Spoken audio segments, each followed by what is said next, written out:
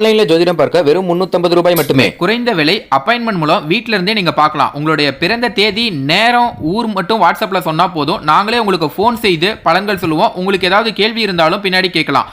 So WhatsApp number பார்த்தீங்கன்னா 88 70 10 75 27. ஆன்மீக சொந்தங்கள் அனைவருக்கும் அன்பான காலை வணக்கம். இன்னைக்கு நம்ம என்ன பார்க்க போகிறோம் அப்படின்னு பார்த்தீங்கன்னா, வரக்கூடிய ஜூன் 25 நடைபெறக்கூடிய அமாவாசையை பற்றி தாங்க. பொதுவாக ஒவ்வொரு மாதத்துலேயும் அமாவாசை வரும். ஆனாலுமே கூட அந்த ஒவ்வொரு மாத அமாவாசைக்குமே தனித்துவமான தன்மைகள் இருக்குது, சிறப்புகள் இருக்குது. பெரும்பாலும் அமாவாசைன்னா நம்ம எல்லாருக்கும் தெரியும், நம்மளுடைய முன்னோர்களை வழிபாடு செய்யணும். முன்னோர்கள் அப்படின்னா நம்மோடு வாழ்ந்து மறைந்த மூதாதையர்கள் தான் முன்னோர்கள். அவங்கள வழிபாடு செஞ்சோம் அப்படின்னா நம்மளுடைய வாழ்க்கையில் எல்லா கஷ்டங்களும் தீர்ந்து போகும் அப்படின்றது தான் ஐதீகம். அதனால தான் காலங்காலமாக அமாவாசையில் விரதம் இருந்துட்டு இருக்காங்க. ஸோ யார் ஒருவர் அப்படி விரதம் இருந்துட்டு இருக்காங்களோ அவங்களுடைய வீட்டில் எந்த பிரச்சனையும் இருக்கவே இருக்காது. கண்டிப்பாக அவங்களுடைய ஆசிகள் கிடைக்க பெறும் பொழுது அவங்க செய்திருக்கக்கூடிய பாவங்கள் கூட விலகி போயிடும். அப்படிப்பட்ட ஒரு தருணத்தில் இப்போது இந்த ஆனி அமாவாசை எப்படிப்பட்டது அப்படின்றத பற்றியும், அமாவாசைக்கு அப்புறமா ஏற்படக்கூடிய மாற்றங்களானது மிதுனராசி நேயர்களுக்கு என்ன மாதிரியான பலன்களை கொடுக்க போகுது அப்படின்றத பற்றியும் தான் தொடர்ந்து பார்த்து தெரிஞ்சுக்க போகிறோம். வீடியோக்குள்ளே போகிறதுக்கு முன்னாடி நீங்கள் இன்னும் நம்ம சேனலை சப்ஸ்கிரைப் பண்ணாமல் இருக்கீங்க அப்படின்னா மறக்காமல் சேனலை சப்ஸ்கிரைப் பண்ணிக்கோங்க. கூடவே பக்கத்தில் இருக்கிற பெல் சிம்பிளையும் கிளிக் பண்ணிக்கோங்க. அப்போ தான் நாங்கள் போடக்கூடிய வீடியோக்கள் எல்லாமே உங்களுக்கு நோட்டிஃபிகேஷனாக உடனுக்குடன் வந்தடையும். நீங்களும் பார்த்து பயன்பெறலாம். வாங்க வீடியோக்குள்ளே போகலாம். இந்த அமாவாசை, அதாவது ஆஷாட அமாவாசை இல்லைன்னா ஆனி மாத அமாவாசை அப்படின்னு சொல்லுவாங்க. இந்த அமாவாசை ஆனி 11ஆம் தேதி புதன்கிழமை, அதாவது ஜூன் 25ஆம் தேதி வந்திருக்கு. ஸோ இந்த டைமில் பார்த்திங்கன்னா ஒரு சிறப்புமிக்க பலன்களை தான் அடைய போகிறாங்க. அதிலும் குறிப்பாக கும்பம், மீனம், மேசம் இந்த ராசிக்காரங்களுக்கெல்லாம் 7.5 நாட்டு சனியானது நடந்துகிட்டு இருக்குது. இந்த 7.5 நாட்டு பாதிப்பை குறைக்கக்கூடிய ஒரு வல்லமை இந்த அமாவாசைக்கு இருக்குது. அவங்களுடைய துன்பங்கள் அனைத்தும் விலகணும் அப்படின்னா ஒரு சில விஷயங்களை செய்தாலே போதும். பொதுவாக அன்றைய தினத்தில் நம்ம வழிபாடுகள் செய்கிறத காட்டிலும் செய்யக்கூடிய தான தர்மங்கள் இருக்குது பார்த்திங்களா, அதுதான் நம்மளை இன்னுமே மென்மேலும் சிறப்பாக வாழ வைக்குது அப்படின்னு சொல்லலாம். பொதுவாக அமாவாசைனா என்ன பண்ணுவாங்க, காலைல எழுந்துச்சி குளிச்சுட்டு தர்ப்பணம் கொடுக்குறவங்க கொடுப்பாங்க. அப்படி அதை வழக்கம் இல்லாதவங்க படையல் போட்டு பிடித்தமான உணவுகளை சமைத்து வழிபாடுகள் செய்கிறது வழக்கம். ஆனால் இதை எல்லாம் காட்டிலும் நம்ம செய்யக்கூடிய தான தர்மங்கள் இருக்குது பார்த்திங்களா, அது நம்மளுடைய அத்தனை விதமான துன்பங்களையும் போக்கி கொடுக்கக்கூடியதாக இருக்கும். அந்த டைமில் நம்ம ஒரு சில விஷயங்களை கரெக்டாக செய்துட்டோம் அப்படின்னாவே போதுங்க, நிறைய விஷயங்கள் நமக்கு நல்லபடியாக நடக்கும். என்னெல்லாம் செய்யலாம் அப்படின்னு பார்த்தீங்கன்னா, ஏழை எளியவங்களுக்கு அன்னதானம் கொடுக்கறது ரொம்ப ரொம்ப நல்லது. ஏன்னா கர்ம வினைகள் அனைத்தும் விலகுவதற்கு இந்த ஒரு விஷயம் போதுமானது. அதனால தான் இதை எல்லாரும் செய்துட்டு இருக்காங்க. நீங்கள் பிரபலமான ஜோதிடர்கிட்ட போனீங்களா கூட அவங்க இந்த மாதிரியான பரிகாரங்களை தான் சொல்லுவாங்க. ஏன்னா பூர்வ புண்ணிய ஸ்தானத்தில் பாதிப்புகள் இருக்குது, முன்னோர்களுடைய சாபங்கள் இருக்குது, பித்ரு சாபங்கள் போகணும் அப்படின்னா நீங்கள் செய்யக்கூடிய ஒரே விஷயம் தான தர்மங்களாக தான் இருக்கும். அதாவது உங்களால் முடிஞ்சால் தேவைப்படக்கூடியவங்களுக்கு பால், அரிசி இது போன்ற பொருட்களை கூட நீங்கள் வாங்கி கொடுக்கலாம். தானம் செய்கிறது அப்படிங்கிறது பித்தர்களுடைய கோபத்தை குறைத்து கொடுக்குமா. அவங்க குறைஞ்சி சந்தோஷம் பட்டு ஆசீர்வாதம் நமக்கு பரிபூர்ணமாக கொடுப்பாங்க. இதனால் குடும்பத்தில் நிம்மதி பிறக்குது அப்படின்னு சொல்கிறாங்க.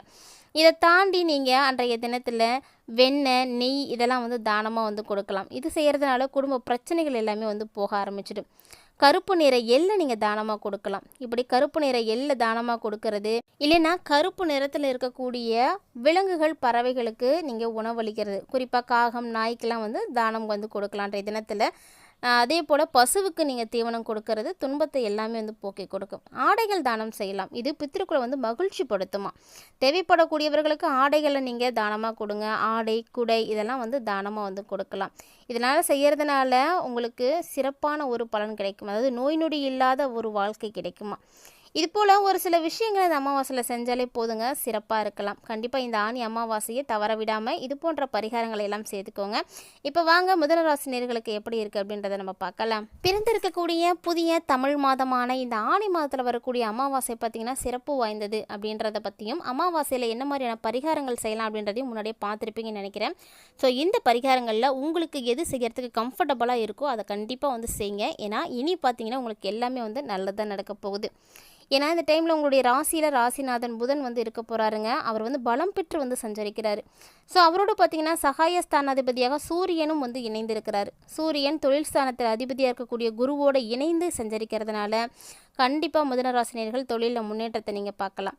அதாவது நீங்கள் எதிர்பார்க்குறத விட இன்னும் கூடுதலாக தான் கிடைக்குமே தவிர எந்த வகையிலுமே உங்களுக்கு குறைவு இருக்காது.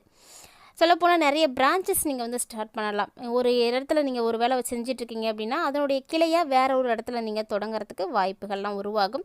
அதே உத்தியோகத்தில் இருக்கக்கூடியவங்களுக்கு பதவி உயர்வுகள் கிடைக்கிறதுக்கான அறிகுறிகள் வந்து இப்பயே வந்து தென்பட ஆரம்பிக்கும். ஜென்ம குருவினுடைய ஆதிக்கம் இருக்கிறதுனால உங்களுக்கு எல்லாமே வந்து இனி சிறப்பாக இருக்குங்க, பயப்பட தேவையில்ல. மேலும் கடகராசியில் சஞ்சரிக்கக்கூடிய புதன் உங்களுக்கு ராசிநாதனாக இருக்கக்கூடிய புதன் சுகஸ்தானாதிபதியாக இருக்கிறாரு.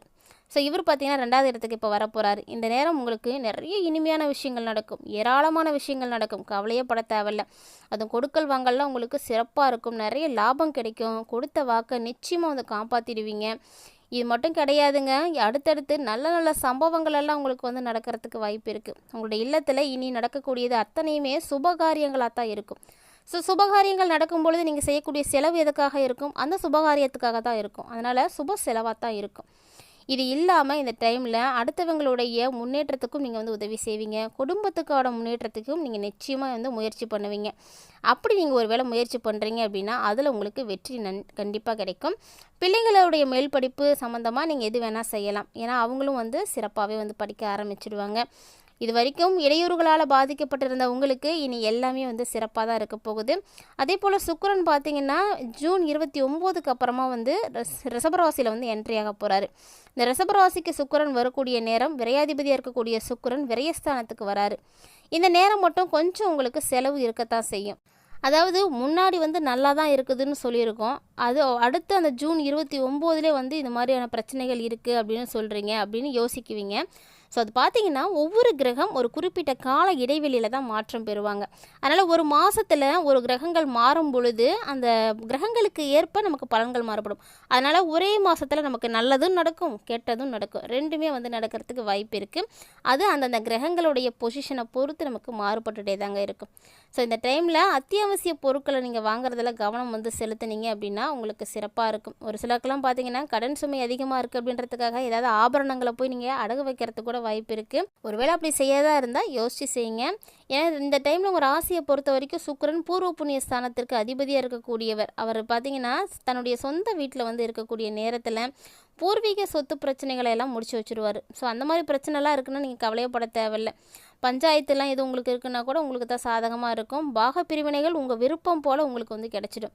ஸோ அப்படி கிட்டத்தட்ட பார்த்தீங்கன்னா எல்லாமே உங்களுக்கு சிறப்பாக தான் இருக்குது. உங்களுடைய உடலும் பார்த்தீங்கன்னா நல்ல வளம் பெற்று சிறப்பாக இருக்கும். ஏற்கனவே நோய்வாய்ப்பட்டிருந்தால் கூட சீக்கிரமாகவே நீங்கள் ரெக்கவர் ஆகிடுவீங்க. செய்தொழிலை விரிவு செய்யணும் அப்படின்ற முயற்சிகளை நீங்கள் தாராளமாக எடுக்கலாம். அந்த முயற்சிக்கு கேட்ட இடத்துல உங்களுக்கு கட்டாயமாக உதவியும் கிடைக்குங்க. இந்த டைமில் சனியினுடைய பார்வை பெறக்கூடிய இடத்துல செவ்வாயினுடைய கிரகமானது அமைஞ்சிருக்கு. ஸோ செவ்வாய் வந்து சனியை பார்க்குறாரு அப்படிங்கிறது உங்களை பொறுத்த வரைக்கும் நல்லது கிடையாது. அதனால் உடன்பிறப்புகளாலும் உடன் இருப்பவர்களாலும் ஒரு சில பிரச்சனைகள் நீங்கள் பார்க்க வேண்டியிருக்கும்.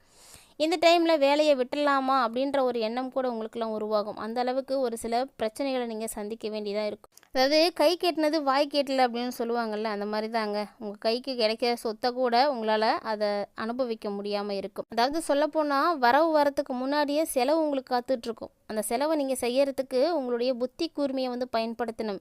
எப்போ செய்யலாம், என்ன மாதிரி செய்யலாம் அப்படின்றதெல்லாம் நீங்கள் சிந்தித்து செயல்படணும். அவசரப்பட்டு மட்டும் எந்த ஒரு விஷயத்தையும் செஞ்சிடாதீங்க. மேலும் இந்த காலகட்டங்களில் பெண்களுக்கெல்லாம் பார்த்தீங்கன்னா குடும்ப சுமை கொஞ்சம் அதிகமாக தான் இருக்கும். அதெல்லாம் நீங்கள் பார்த்து கொஞ்சம் கவனமாக தான் ஹேண்டில் பண்ணிக்கணும்.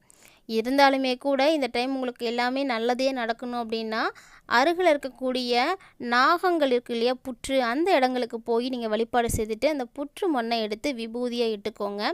ஒரு சிலர்லாம் பார்த்திங்கன்னா அந்த புற்றுக்கு உங்களால் முடிஞ்ச அளவுக்கு மஞ்சள் குங்குமம்லாம் வைத்து வழிபாடு செய்கிறது ரொம்பவே நல்லதாக இருக்கும். சின்ன சின்ன விஷயங்கள் தான் நம்மளுடைய வாழ்க்கையை மாற்றும் அப்படின்றதுனால இதெல்லாம் வந்து நம்மளுடைய வாழ்க்கையில் மாற்றங்கள் கொடுக்க போகுதா, பிரச்சனைகளை தீர்க்க போகுதா அப்படின்னு நினைக்காதீங்க. எதையுமே வந்து நம்ம அலட்சியப்படுத்தக்கூடாது அப்படின்றத நீங்கள் உணர்ந்து செயல்படணும். என்னதான் கிரக அமைப்புகள் உங்களுக்கு சாதகமாக இல்லை அப்படின்னாலுமே கூட கடவுள் உங்களுக்கு துணையாக இருக்கிறாருங்க. கடவுளுடைய அனுகிரகம் கிடைக்கிறதுனால நீங்கள் பயப்படவே தேவையில்லை. கண்டிப்பாக உங்களை நல்ல நிலைக்கு கொண்டு வருவார். தைரியமாக இருங்க. தொடர்ந்து உங்களுடைய இஷ்ட தெய்வத்தை வழிபாடுகள் செய்யுங்க. நல்லதே நடக்கும். இந்த பதிவில் வரக்கூடிய அமாவாசைக்கு அப்புறமா மிதுனராசினியர்களுடைய வாழ்க்கையில் ஏற்படக்கூடிய மாற்றங்களை பற்றி தெளிவாக தெரிஞ்சுட்டு இருப்பீங்கன்னு நினைக்கிறேன். அந்த வகையில் இந்த வீடியோ உங்களுக்கு பிடிச்சிருக்கு அப்படின்னா லைக் பண்ணுங்கள், ஷேர் பண்ணுங்கள், மறக்காமல் கமெண்ட் பண்ணுங்கள். மேலும் இது போல் பல இன்ட்ரெஸ்டிங்கான தகவல்களை எல்லாம் நீங்கள் உடனுக்குடன் பார்த்து தெரிஞ்சுக்கணும் அப்படின்னு ஃபீல் பண்ணிங்கன்னா மறக்காமல் நம்ம சேனலை சப்ஸ்கிரைப் பண்ணிவிட்டு ஃபாலோ பண்ணிக்கோங்க. கூடவே ஆன்மீக ரீதியாக நம்மளுடைய சேனலில் கொடுக்கப்படக்கூடிய பரிகாரங்கள் ஒவ்வொன்றுமே ரொம்ப ரொம்ப எளிமையான பரிகாரங்கள். எல்லாராலும் செய்து பயன்பெறக்கூடிய வகையில் இருக்கக்கூடிய இந்த பரிகாரங்களையும் செய்து நீங்கள் பயன்பெறுங்க. இந்த பதிவு விளக்கக்கூடிய தகவல்களை போல் நிறைய இன்ட்ரெஸ்டிங்கான தகவல்களோட மற்றும் ஒரு ஆன்மீக தலைப்பில் சந்திக்கலாம்.